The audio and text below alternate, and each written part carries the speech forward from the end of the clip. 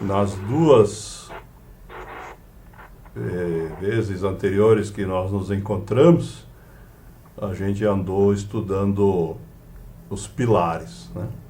Que são esses 5, né? Os princípios, as virtudes, a disciplina, a espiritualidade e a liderança. E nós observamos que a gente já tinha coberto anteriormente a disciplina, a espiritualidade e a liderança, e então nós estamos agora entrando na questão dos princípios. Então, de fato, o material novo começa aqui, né?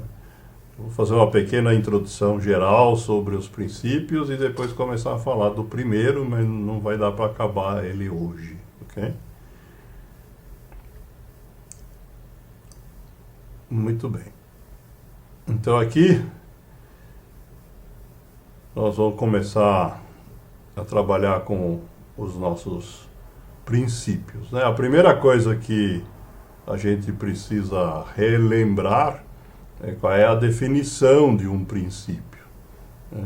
Essa palavra princípio, ela vem da antiguidade, né? E foi usada já pelos antigos gregos, né? Para designar as leis da natureza, né? Aquelas coisas que, de alguma forma, acontecem de maneira previsível, né? Os princípios que a gente trabalha, eles se aplicam ao comportamento humano, que obviamente não é uma ciência exata, né? A psicologia também não é, mas na medida em que a gente conhece esses princípios, eles ajudam a gente a prever as consequências das nossas ações. Todos vocês devem lembrar que nossos princípios são inspirados no programa Tavlav, mas a gente enuncia eles de uma maneira generalizada ou adaptada para que eles se apliquem a todas as pessoas, né? O programa Tavlav original, ele era voltado a pais de adolescentes. E nós aqui temos pessoas com todos os perfis imagináveis, pais, filhos, avós, irmãos e etc, né? Então, nossos princípios foram generalizados para que a gente tenha um único enunciado que sirva para todos. A outra questão que a gente vai, ao longo do tempo, ter que exercitar mais é essa questão de onde que os princípios se aplicam, porque se os princípios são comportamentais, eles necessariamente começam com cada um de nós, mas a gente não vive sozinho. O ser humano, ele faz a opção de ser gregário, então a gente tem um primeiro núcleo aí que é a família, e cada um escolheu ter, e depois nós temos um círculo social, né, que são os outros ambientes onde a gente circula, fora da nossa família. Aí pode ter bastante variedade, né? Nós podemos pensar no círculo social como sendo os nossos vizinhos, o nosso ambiente de trabalho, os nossos amigos, o nosso grupo de apoio aqui, o nosso grupo religioso, né? Se a gente for politizado, talvez o partido político no qual a gente atua, e assim por diante, né? Então, o que acontece em geral é assim, quanto mais longe aqui do centro do círculo, da figura, né, o nível de interação que a gente tem geralmente é menor. A gente vai voltar nisso depois mais em detalhes no estudo de cada princípio, mas é importante a gente ter isso em perspectiva. Relembrando, né, nossos princípios são esses 10, e nós vamos começar hoje pela questão aqui do autoconhecimento. A outra questão que a gente já tinha combinado é que cada um dos princípios vai ser abordado de pelo menos 3 maneiras diferentes, né? Eu acho que hoje nós vamos ter que ficar só nessa primeira parte aqui em relação ao primeiro princípio, né? A gente vai trabalhar inicialmente cada princípio com frases de autores famosos, né, que servem para reflexão. E aí nós temos, de fato, um arsenal bastante grande de frases sendo construído, né? Isso é um trabalho em andamento. Vocês vão ver que tem algumas que ainda não estão completas, mas a gente está trabalhando nisso. Depois nós vamos ter uma série de questionamentos para reflexão, né? Para fazer a gente pensar como que na prática a gente se comporta em relação àquilo que o princípio está dizendo. E por último, nós vamos construir, isso vai ser um trabalho coletivo, né? Um cardápio ou um leque de sugestões, de metas específicas para trabalhar cada princípio.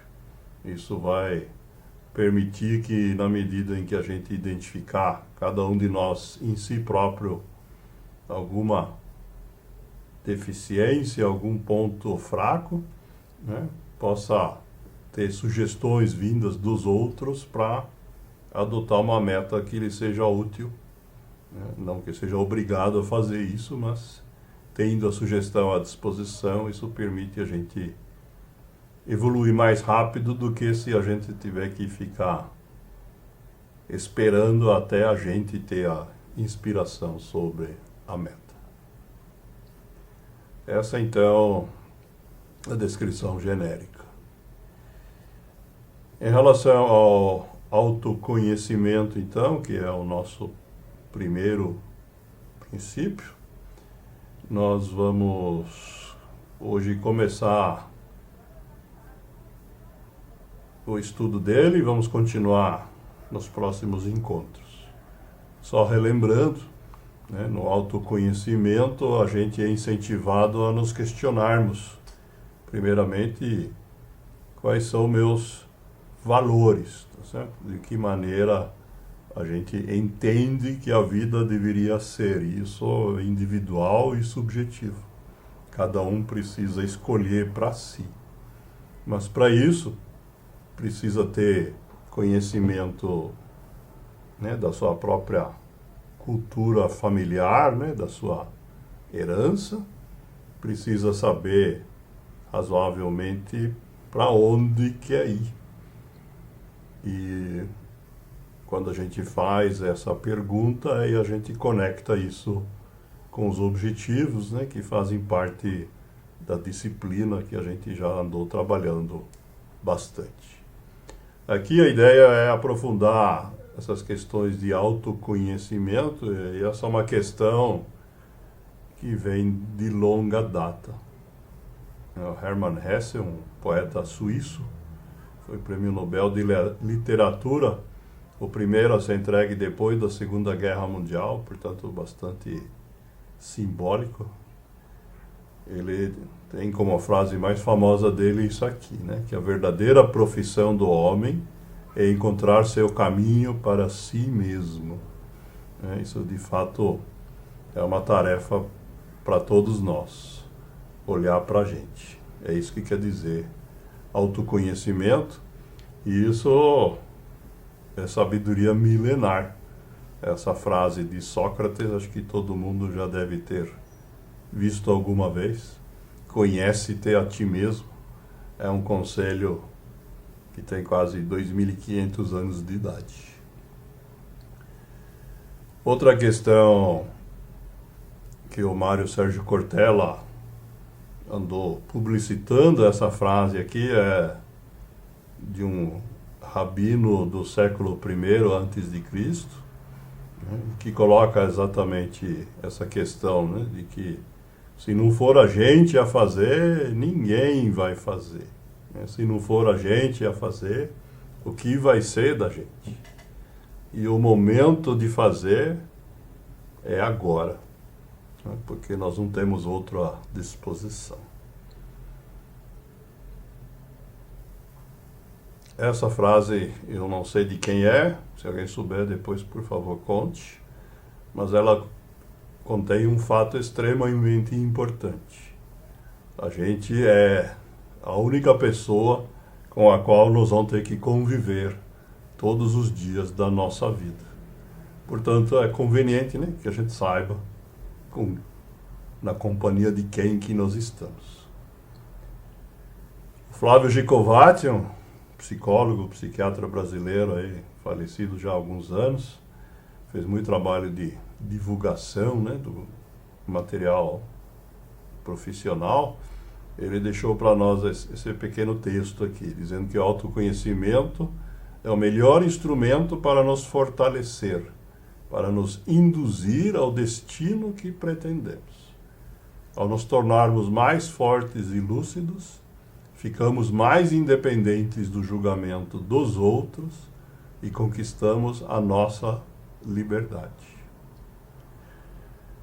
Outra frase de autor desconhecido, mas que todo mundo aqui haverá de concordar, é que ninguém é capaz de mudar o outro, nem mesmo por amor. A mudança se dá por autoconhecimento e reforma íntima. Ou seja, a gente só pode mudar a gente mesmo, mas desde que a gente esteja disposto a fazer esse trabalho de autoconhecimento como primeiro passo, para depois fazer as mudanças necessárias. E Aldous Huxley, né, deixou uma frase aqui bem incisiva a respeito disso, né? Existe apenas um canto do universo que você pode ter certeza de aperfeiçoar: você mesmo. E esse trabalho é extremamente importante porque quando a gente olha da gente para fora, para a nossa família, para o nosso círculo social, a gente acaba, na verdade, de alguma forma sendo condicionado pela maneira como a gente se enxerga. A Nenin disse, né? Não vemos as coisas como somos, mas vemos as coisas como são. O Lao Tse já tinha falado isso. Quem conhece os outros é sábio e quem conhece a si mesmo é iluminado. O Jung também disse, né? Quem olha para fora sonha e quem olha para dentro acorda. O Kardec disse, estude a si mesmo, observando que o autoconhecimento traz humildade, que é uma das nossas virtudes, e sem humildade é impossível ser feliz.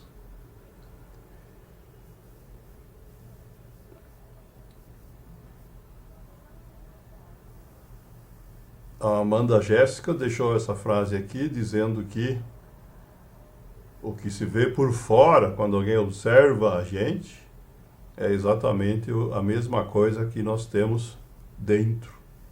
Por isso que a gente precisa trabalhar o nosso interno. E esse trabalho, ele inclui a busca das raízes, né? Tem que se descobrir, explorar, se amar e olhar para aquelas coisas que o dia a dia não nos dá tempo ou tenta nos distrair para a gente não olhar para essas coisas.